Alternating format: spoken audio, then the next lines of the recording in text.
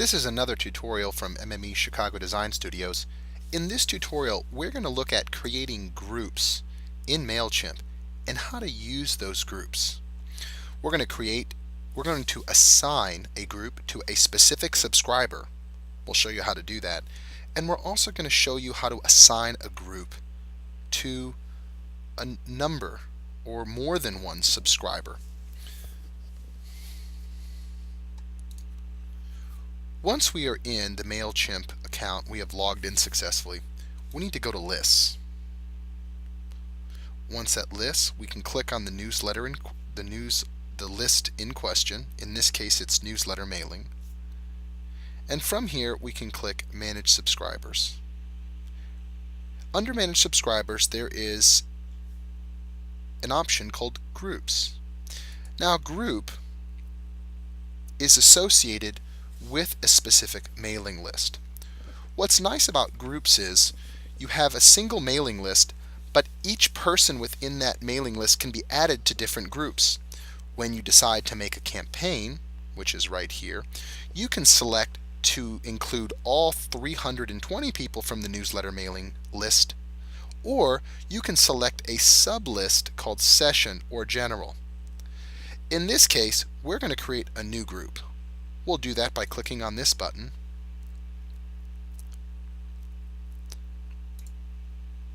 And we're going to create a group name. In this group name, we're going to call it Volunteers. So we might have, this is going to be our volunteer group. That's going to be the group title. But what are going to be the other associated group names? Under volunteers, we might have men who are volunteers, women who are volunteers, children that are volunteers. We might have older people who are volunteers, elders who are volunteers, and we might have people who attend other churches. The reason why we create group names is because we might want to send a newsletter to say thank you to another church. We might want to say thank you to the men of the church. We might want to have a thank you to the volunteers and the women of the church, or send a thank you out to students or children. Let's save that group.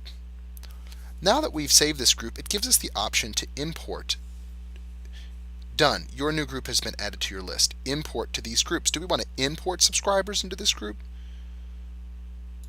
We could do that. We could select import, and it will give us a number of options. We can import from a CSV or a text file. So let's suppose you had a Yahoo account with an entire list of people that you have exported that were volunteers.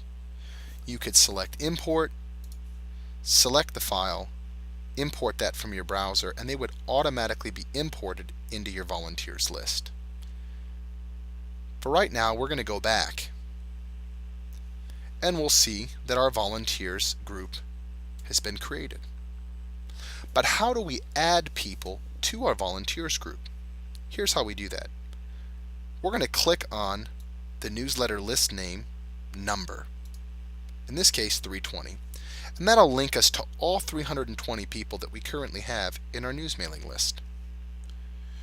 When we do that, what we'll do is we can select a number of different people.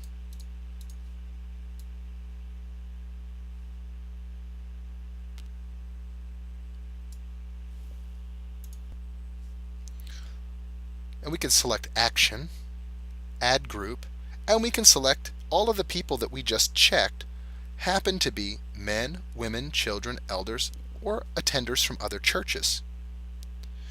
You see, we can associate the people in one list with a variety of different groups so that when we create campaigns, we can direct the email notifications or thank you letters to a specific group in question.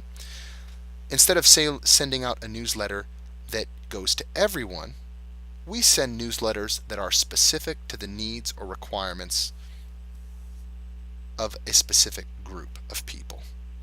And that's how you use groups. Let's suppose we wanted to add a single person. We could do the same thing.